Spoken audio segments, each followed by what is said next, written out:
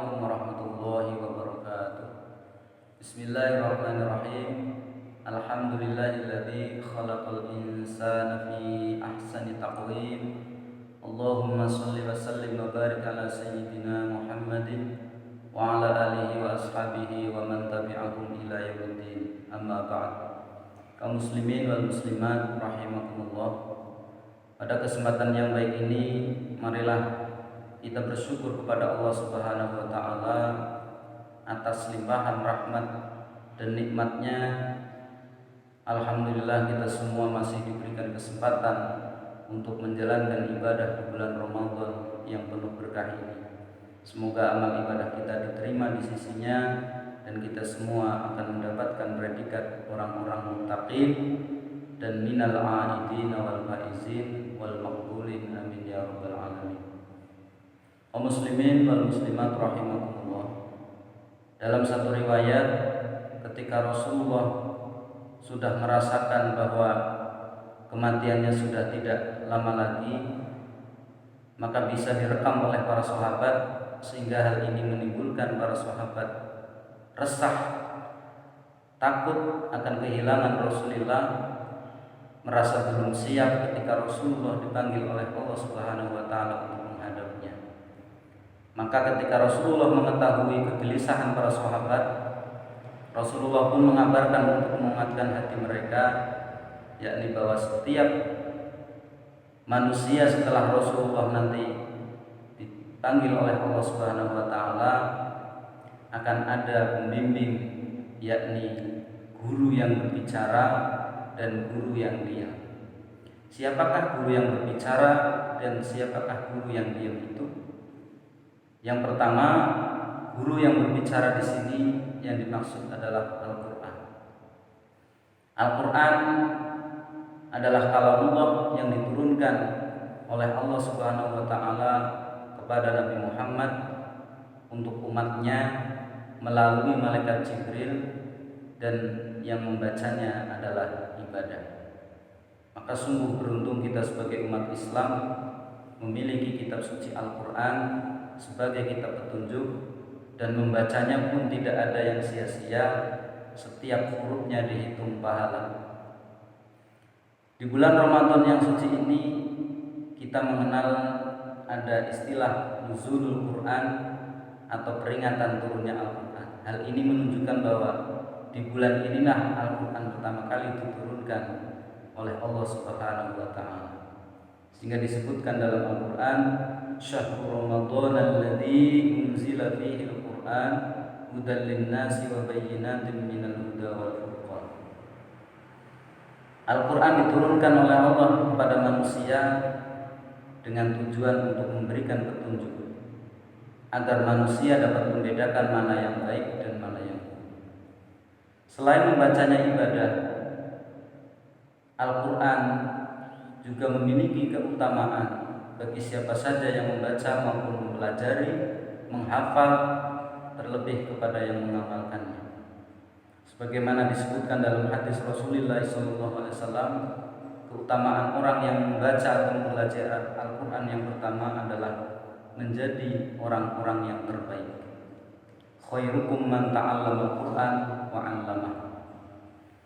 Sebaik-baik kalian adalah orang yang mempelajari Al-Quran kemudian mengamalkan apa yang telah engkau ketahui.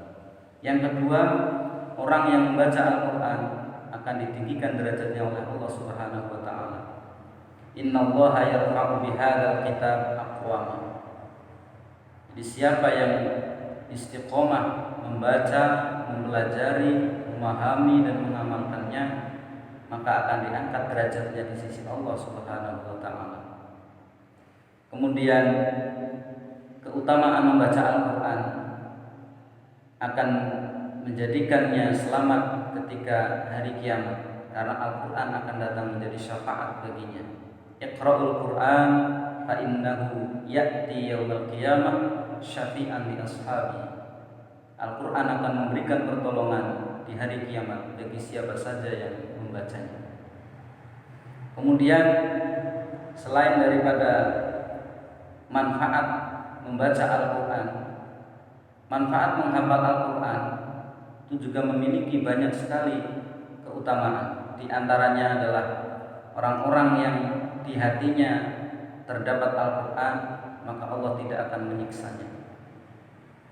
Dan kemudian orang-orang yang menghafal Al-Quran nanti di hari kiamat akan memberikan mahkota kepada orang tua.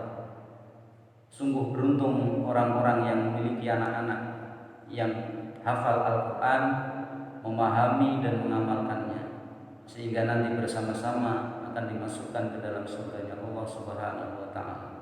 Itulah yang disebut dengan guru yang bisa berbicara, yakni Al-Quran. Seyogianya kita semua menjadikan Al-Quran ini sebagai kitab petunjuk, pedoman dalam setiap aspek kehidupan, sehingga kita akan selamat di dunia hingga nanti di akhirat. Amin ya rabbal alamin. Guru yang kedua adalah guru yang diam. Yang dimaksud guru yang diam di sini adalah kematian. Kiranya cukuplah mengingat kematian, maka seseorang akan bertindak sebagaimana yang digariskan oleh Allah Subhanahu wa Ta'ala, yakni menyembah kepadanya dan tidak menyekutukannya dengan suatu apapun. Di sini disebutkan dalam kitab Nasaihul Ibad, tuba liman tarakat dunya qabla an tutrakahu wa bana qabrahu qabla ayyadkhulahu wa arda rabbahu qabla ayyadkhulahu. Sungguh beruntung orang-orang yang meninggalkan dunia sebelum dunia meninggalkannya. Artinya sebelum hartanya habis, hartanya pergi dari dirinya, maka dia mensedekahkan hartanya untuk bekal di hari akhir hingga nanti di surganya Allah Subhanahu wa Ta'ala. Yang kedua, orang-orang yang membangun kuburan sebelum dia meninggal dunia. Artinya bahwa kematian itu pasti, sehingga orang yang paling beruntung adalah orang-orang yang mempersiapkan kematian itu dengan berbagai amal-amal soleh. Kemudian orang yang ridho kepada Allah sebelum dia ketemu dengan Allah Subhanahu wa Ta'ala, artinya sebelum dia mati sudah ridho dengan segala kepastian Allah Subhanahu wa Ta'ala.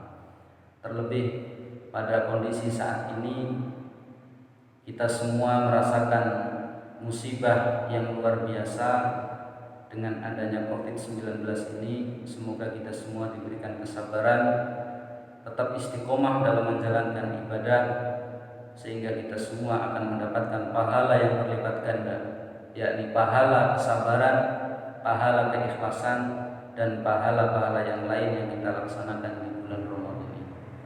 Kiranya demikian yang bisa saya sampaikan, semoga bermanfaat untuk kita semua. Wassalamualaikum warahmatullahi wabarakatuh.